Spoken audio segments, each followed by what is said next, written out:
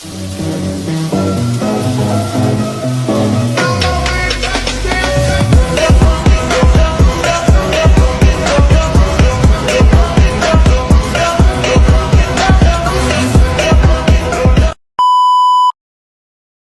Tondano. Perang Tondano dibagi menjadi dua tahap, yaitu perang pertama dan perang kedua. Hal yang akan dibahas pada perang Tondano pertama adalah latar belakang, alur, strategi, akhir perlawanan, serta tokoh dan perannya. Latar belakang perang Tondano 1, sebelum VOC menyentuh Sulawesi Utara, rakyat Minahasa telah melakukan hubungan dagang dengan bangsa Spanyol. Akan tetapi, hubungan antara Minahasa dan Spanyol menjadi terganggu ketika pada abad ke-17, VOC berhasil menanamkan pengaruhnya di Ternate. Akibat ulah VOC ini, para pedagang Spanyol dan Makassar pun tersingkir dari tempat itu. Setelah itu, VOC memaksa rakyat Minahasa agar menjual beras hanya kepadanya, tetapi ditolak. Penolakan ini memicu kemarahan VOC, yang kemudian memutuskan untuk memerangi rakyat Minahasa. Alur atau proses peperangan ini dimulai pada tanggal 1 Juni tahun 1661 dengan beranggotakan 1.400 pasukan yang juga diikuti para perempuan Minahasa yang berlangsung di atas perairan dan rawa. Selain diperangi dengan beberapa pasukan, VOC juga melakukan pembendungan Sungai Tembera sehingga membanjiri tempat tinggal masyarakat.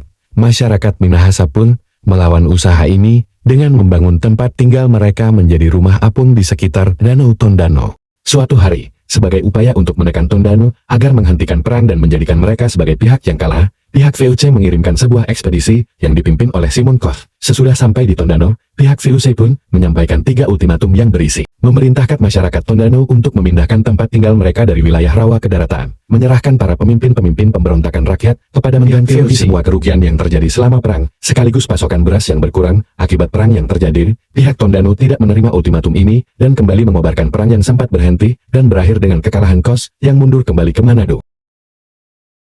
Pada tahun 1663, masyarakat Tondano melakukan serangan balasan yang dibantu oleh pendeta Yesuit dari Spanyol, Pater Demides, yang memasok bubuk mesiu serta keperluan lain untuk melakukan penyerangan ini. Tondano menyerang VOC dengan membawa 5 kapal penyerang menuju Manado, akan tetapi pihak Spanyol harus kembali ke Filipina karena harus menghadapi ancaman bajak laut Tionghoa.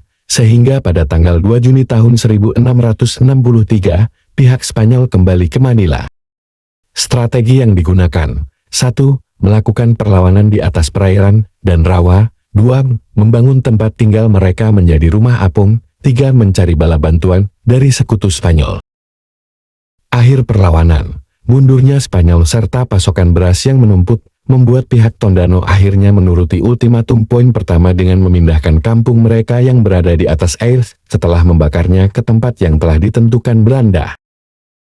Tokoh dan perannya yaitu Kawanyang, Wengkan, Gerungan, Neloan, Tawaloyan, Rumambi, dan tokoh wilayah Rembokan seperti Kente, Teleu, Tarumetor, serta Wangko dari Kakas berperan melakukan perlawanan terhadap pihak VOC. Selain itu, ada Simon Koch pemimpin sebuah ekspedisi dan pendeta Yesuit Pater D.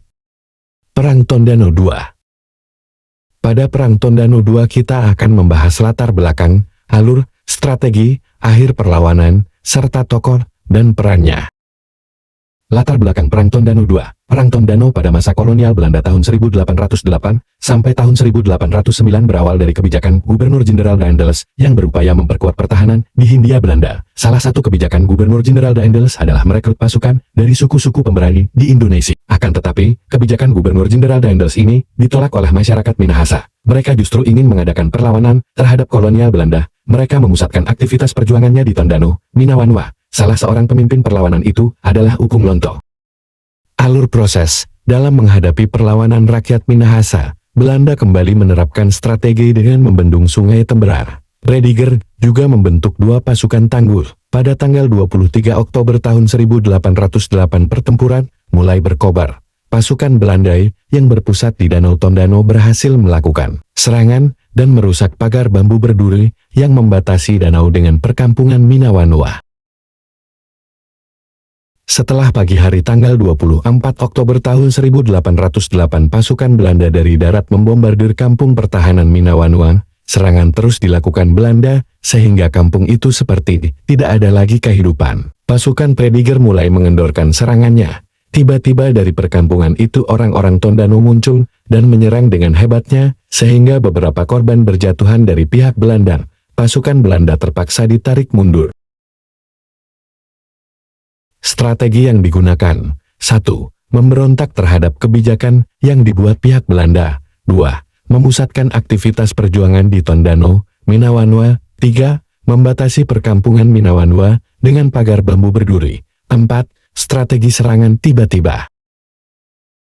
Akhir perlawanan, akhirnya pada tanggal 4–5 Agustus tahun 1809, benteng pertahanan Moraya milik para pejuang hancur bersama rakyat yang berusaha mempertahankan. Para pejuang itu memilih mati daripada menyerang. Kekalahan rakyat Minahasa dan tanah Minahasa kehilangan kemerdekaannya dan jatuh ke tangan Hindia Belanda.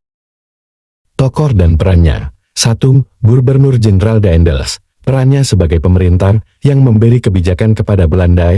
2. Ukung Lonto, perannya memimpin perlawanan terhadap Belanda. 3. Prediger, perannya sebagai penyusun strategi.